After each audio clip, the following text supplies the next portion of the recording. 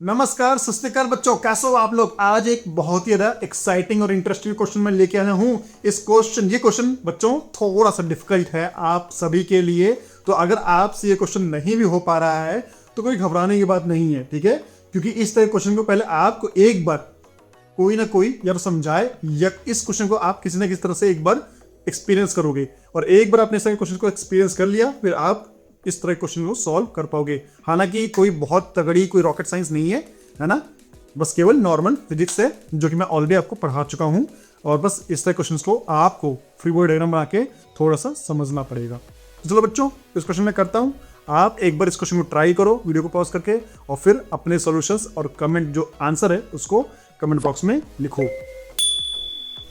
Question बोलता है, a boy of mass m is applying a horizontal force to slide a box m dash on a rough horizontal surface. The coefficient of friction between the shoes of the boy and the floor is mu, and between the box and the floor is mu dash. In which of the following case it is certainly not possible to slide the box? चलो ठीक है, ये मैंने बनाया है block, ठीक है, और ये बनाया है मैंने पर्सन।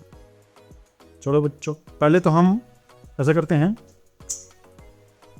पहले से तो हम ये करते हैं ब्लॉक पे निकालते हैं। तो ब्लॉक का मास है डैश, तो यहाँ पे जो फोर्स लगेगा बच्चों एम डैश जी, ग्रेविटी की वजह से नीचे लगेगा,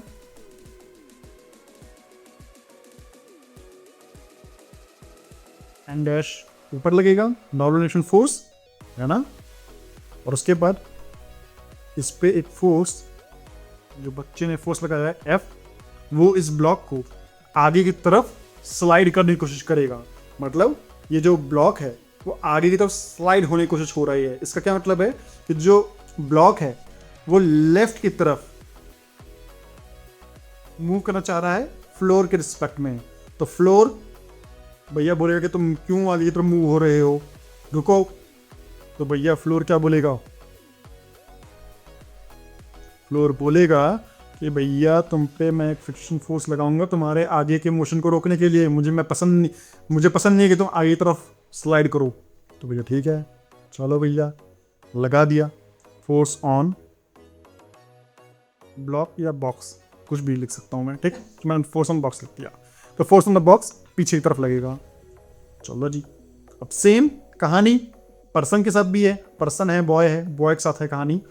तो भैया बॉय के शूज, सबसे पहले तो मैं इसका एम जी वगैरह लिख लेता हूँ, है ना, vertical forces.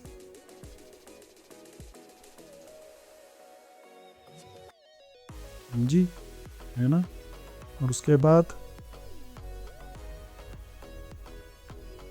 Normal force N, वहां पे एन डैश था, यहाँ पे एन मान लेता हूं मैं, ठीक है।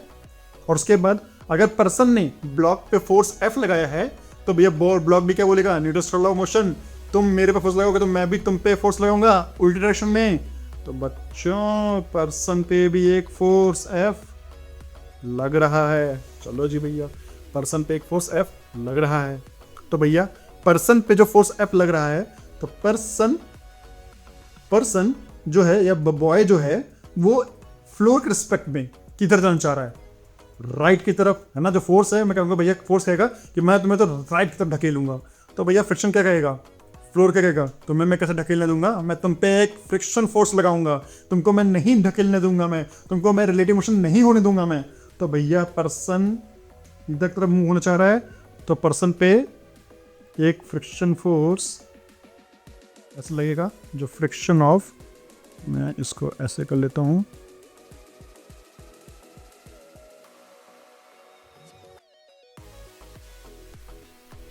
फ्रिक्शन ऑफ बॉय ऐसे लगेगा, ठीक है बच्चों।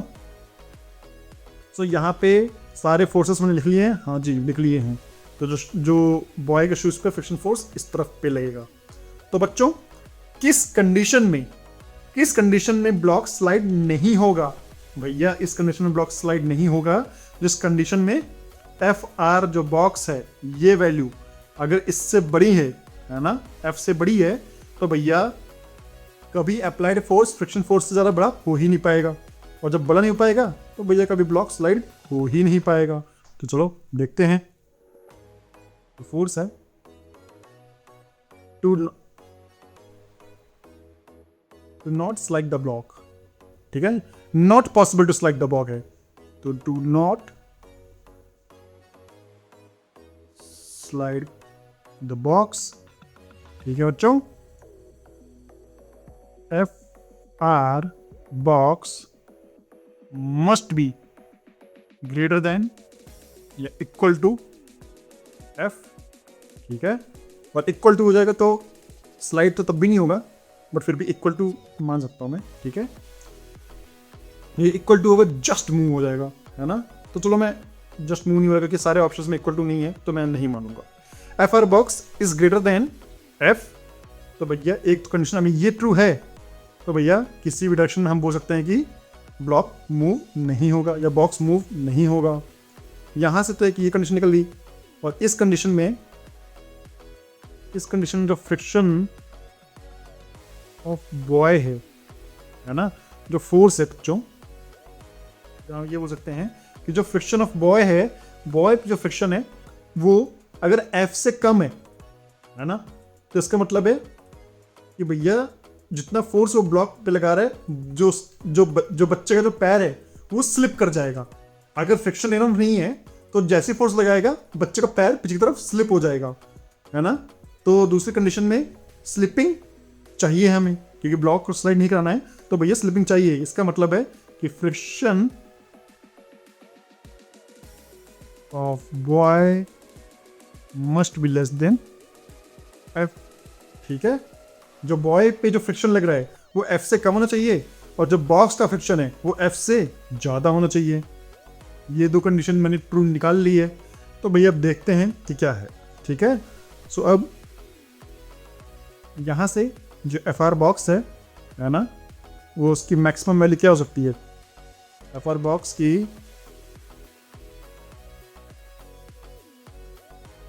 म्यू डैश जी जो है ना बच्चों, है ना, वो इसके एफ से बड़ी होनी चाहिए। और जो बॉय पे है यहाँ म्यू डैश हो जाएगा, क्योंकि यहाँ पे ये म्यू डैश है ना। और यहाँ पे म्यू एम या एम तो कैपिटल ही एम है, यहाँ पे जो म्यू कैपिटल एम जी है वो लेस देन एफ है, ठीक है। सो यहाँ पे जो है वो लेस देन एफ है, और यहाँ पे है greater than F.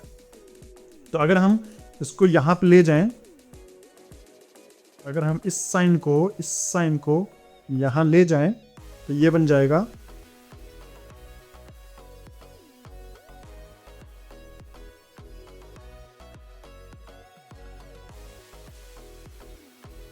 Mu dash M dash G, ठीक है। तो mu M G must be less than mu dash M dash G. और भैया यहां से हम एक और कंडीशन लिख सकते हैं फिर कि भैया mu G must be less than mu dash M dash, ठीक है। तो भैया म्यू जी और म्यू एम होना चाहिए यहाँ पे, mu M must be less than mu M G. हम इसको ऐसे लिख सकते हैं आप ऐसे करके, ठीक है। सो म्यू एम जो है वो less than mu dash M dash होना चाहिए। तो अगर देखो अब इसमें कॉम्बिनेशन हो सकता है कि भैया म्यू की वैल्यू बड़ी है, म्यू डैश की छोटी है, लेकिन एन बहुत ही बड़ा है, एम डैश बहुत छोटा है, तो बहुत सारे कॉम्बिनेशन हो सकते हैं। लेकिन अगर म्यू डैश से छोटा है एंड दूसरी कंडीशन भी कि and M is less than M dash है, तो भैया 100% मैं परफेक्टली 100% सर्टेनली कह सकता हूं कि म्यू एम की जो वैल्यू है वो म्यू डैश एम डैश से छोटी होगी। तो भैया अगर ये ऑप्शन मिल जाता है तो मैं गारंटी के साथ कह सकता हूं, ठीक है। यहाँ आप लिखा है सर्टेनली, ठीक है। तो सर्टेनली नॉट पॉसिबल, तो सर्टेनली में है कि भैया ये वाला अगर हमें म्यू की वैल्यू म्यू डैश से छोटी होनी चाहिए, ठीक है, ऑप्शन ए मिल रहा है, और एम की वैल्यू एम डैश से छोटी होनी चाहिए। चलो भैया ये ऑप्शन ए मिल गया हमें, है ना। म्यू की वैल्यू म्यू डैश से छोटी है और एम की वैल्यू एम डैश से छोटी है, तो भैया 100% म्यू एम की value mu dash M dash से छोटी होगी। तो ये आंसर आ गया है। तो जिन बच्चों का ये ऑप्शन ए आया है वो बच्चे बहुत अच्छा कर रहे हैं, है ना। वो बच्चे फ्रिक्शन को सही में फ्रिक्शन को फील कर पा रहे हैं। तो बच्चों ये ऑप्शन ए जिनका आंसर आया है, मुझे कमेंट में बताओ कि आपने इस क्वेश्चन को किस तरह से सॉल्व किया। तो मैं आपको मिलता हूं नए इंटरेस्टिंग और एक्साइटिंग क्वेश्चन के साथ नेक्स्ट क्वेश्चन में। तब तक के लिए बाय।